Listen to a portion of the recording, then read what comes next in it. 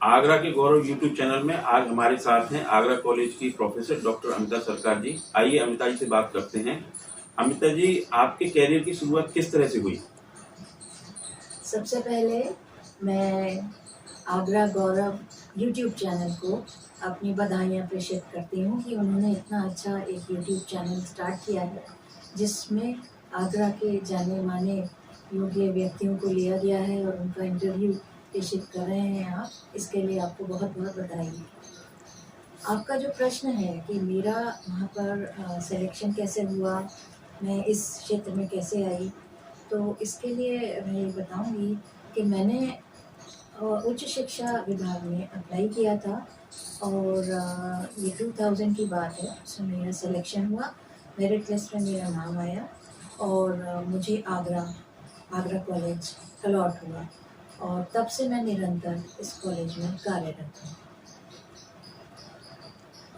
अमिता जी, आपके मन में शिक्षा के क्षेत्र में ही कार्य करने का विचार किस तरह से आया? जी, शिक्षा के क्षेत्र में मेरा रुचि जो है मेरी बचपन से शुरू से ही रही है। पढ़ना, पढ़ाना और लिखना, अध्ययन करना, ये सब मेरी रुचि शुरू से रही है।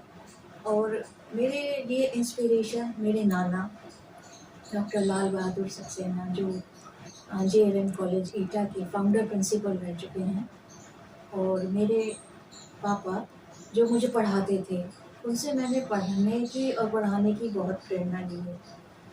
मेरे ननिहाल की तरफ अधिकतर सभी लोग ये शिक्षा क्षेत्र से ही संबंध रखते हैं। अधिकतर लोग प्रोफेसर हैं और टीचर्स हैं, तो इसलिए एक माहौल था घर में भी पढ़ने और पढ़ाने का, तो मेरी रुचि भी थी इसी तरफ।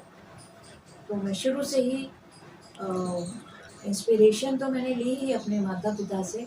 इसके अलावा मैं अपने भाई बहनों को, छोटे भाई बहनों को पढ़ाया करती थी, जिसमें कि मुझे उत्साहवर्धन होता था, क्योंकि वो हमेशा कहते थे जिसको भी मैंने पढ़ाया, जिस भी बच्चे को पढ़ाया, चाहे वो मेरी छोटी बहन हो, चाहे छोटा भाई हो, तो उन सभी ने ये कहा कि आपसे पढ़ा हुआ हमें बहुत अच्छे से समझ में आता है।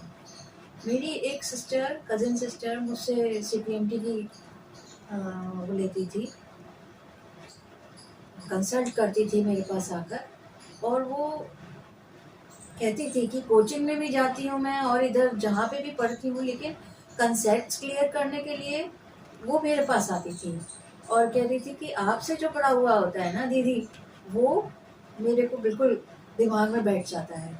और उसके बाद उसका सिलेक्शन हुआ, जिसका कि श्रेय उसने मुझे दिया।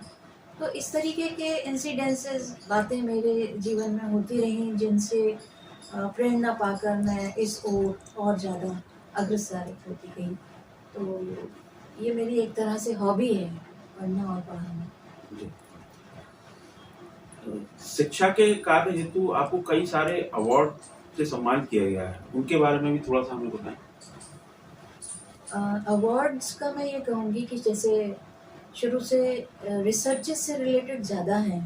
जैसे मैंने MSc किया, MPhil किया, फिर PhD और प्रोजेक्ट्स वगैरह किए हैं, तो इनसे संबंधित पेपर्स छापे हैं और काम जो किया है वो जो सामने आया है, तो उसको देखते हुए कई मैंने शुरू से ही जो साइंटिफिक सोसाइटीज़ होती हैं उसकी लाइफ मेंबरशिप्स ली थी, और उसमें मुझे फेलोशिप्स मिली हैं, जैसे FICCE, AICCE, ICC, इन सब की मुझे लाइफ फेलोशिप मिली हुई हैं।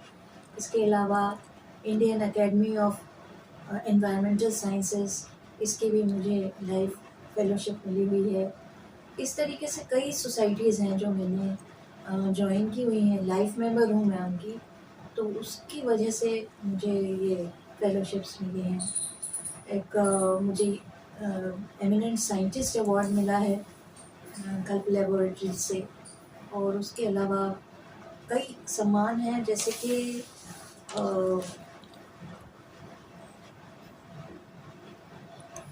सृजन संहिता सम्मान मुझे साहित्य के क्षेत्र में मिला है, जो कि हिंदी साहित्य में मैंने पोइट्री और कहानियाँ वगैरह लिखी, उसको सम्मानित करने के लिए ये सम्मान मिला।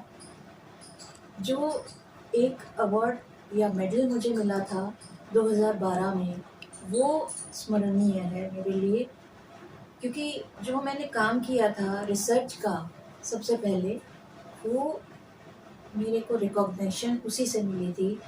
और ज़ूलॉजी में मेडल था, कांग्रेस ज़ूलॉजी मेडल ये है, ये मिला था मुझे। और तब मुझे लगा था कि हाँ, मेरा काम काफ़ी रिकॉग्नाइज्ड है। वाइल्ड लाइफ फील्ड में भी मैंने किया था और एनवायरनमेंट के फील्ड में भी किया था, तो ये काम मेरे को रिकॉग्नाइज हुआ था उस टाइम पे।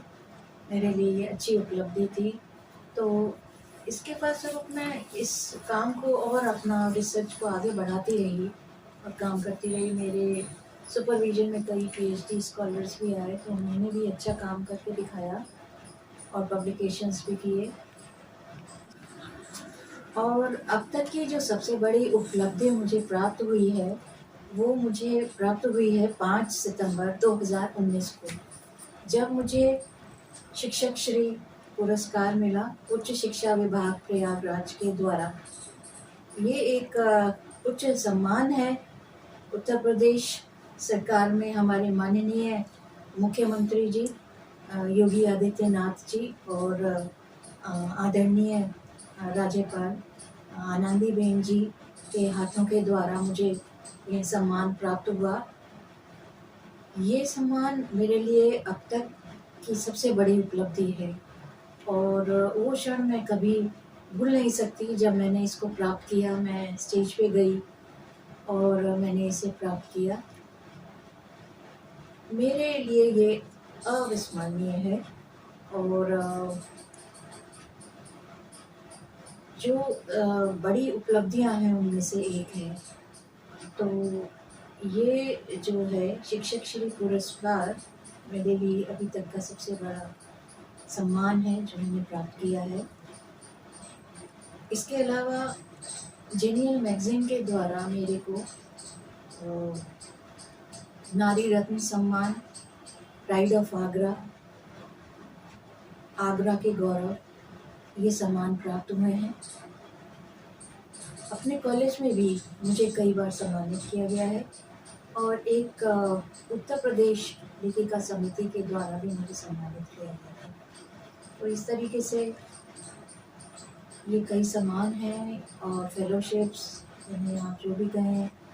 इसके अलावा जैसे हम कॉन्फ्रेंसेस वगैरह में जाते हैं, वहाँ पर भी हमें सम्मानित किया जाता है, जैसे बेस्ट पेपर प्रेजेंटेशन के लिए, बेस्ट पोस्टर प्रेजेंटेशन के लिए। इस तरीके के कई अवार्ड्स शिक्षा से रिलेटेड प्राप्त हुए हैं। कॉलेज में आप इस समय किस विभाग का कार्यभार संभाल रहे हैं? मैं ज़ूलॉजी डिपार्टमेंट में पिछले 1 वर्ष से विभागाध्यक्ष हूँ, प्रभारी हूँ और प्रोफेसर पद पर हूँ। भविष्य में ऐसी कोई योजना जिस पर आप विशेष रूप से कार्य कर रहे हैं? जी हाँ, मेरे सुपरविजन में कई पीएचडी स्कॉलर्स हैं जो अपना कार्य कर रहे हैं और मेरा जो फोकस है वो एनवायरनमेंट पे है और विलुप्त होती हुई प्रजातियों पर है। क्योंकि जो बहुत सी आप भी सुनते होंगे, विलुप्त हो गई हैं प्रजातियां, जैसे कि वल्चर्स हैं और कई और दूसरी प्लांट्स भी हैं। तो वो अगर विलुप्त हो सकते हैं तो एक दिन मनुष्य भी विलुप्त हो जाएगा, वो दिन भी दूर नहीं है। इसके अलावा एनवायरनमेंट में हमारे जो जितने रिसोर्सेज हैं, नेचुरल रिसोर्सेज, जैसे कि सबसे जो मूलभूत हमारी जो रिक्वायरमेंट है वो पानी है, वो ही अब कम होती जा रही है। तो हवा, पानी, ये सब प्रदूषित होते जा रहे हैं। तो इन सबको हम ठीक करें और जो विलुप्त होती हुई प्रजातियां हैं उनको बचाएं। ये मेरा मेन फोकस है। साहित्य में भी आपकी विशेष रुचि है। आपकी साहित्य में रुचि कैसे पैदा हुई? साहित्य को भी आप मेरे हॉबी मान सकते हैं। मेरे बचपन से इसी तरीके की हॉबीज़ रही हैं, लिखना, पढ़ना और साहित्य में मैं बचपन से जैसे स्टोरीज़ पढ़ा करती थी, जैसे बच्चे पढ़ते हैं, तो मैं उनसे प्रेरित होके कहानियाँ और पोएट्री लिखा करती थी, खुद स्वयं, स्वरचित। और ये काम मैं बहुत ही अर्ली एज पर करा करती थी और पूरी स्क्रैप बुक बना के, पूरी एक बुकलेट बना के उसको मैं स्टोरीज़ लिखना और उससे संबंधित पिक्चर्स, फ़ोटो मतलब ड्राइंग भी बनाया करती थी, जो उसमें कैरेक्टर्स हुआ करते थे, उस उनकी ड्राइंग बनाती थी। जैसे कहानियाँ मैं पढ़ती थी उसमें, तो उनसे प्रेरित होकर मैं उसी तरीके का काम करने की कोशिश स्वयं करती थी। तो वहीं से मेरा ये अंदरूनी एक प्रकार से हॉबी ही रही है, वही चलती चली आ रही है, तो वही साहित्य का रूप ले लिया उसने। आप एक प्रोफेसर होने के नाते युवा वर्ग, खासकर अपने स्टूडेंट्स को कोई संदेश देना चाहेंगे? हाँ, युवा वर्ग के लिए, बच्चों के लिए संदेश है। सभी लेना चाहते हैं कुछ ना कुछ संदेश। जैसे कि कोई भी क्षेत्र वो चुने, उसमें कोई शॉर्टकट ना अपनाएँ, मेहनत का ही रास्ता अपनाएँ।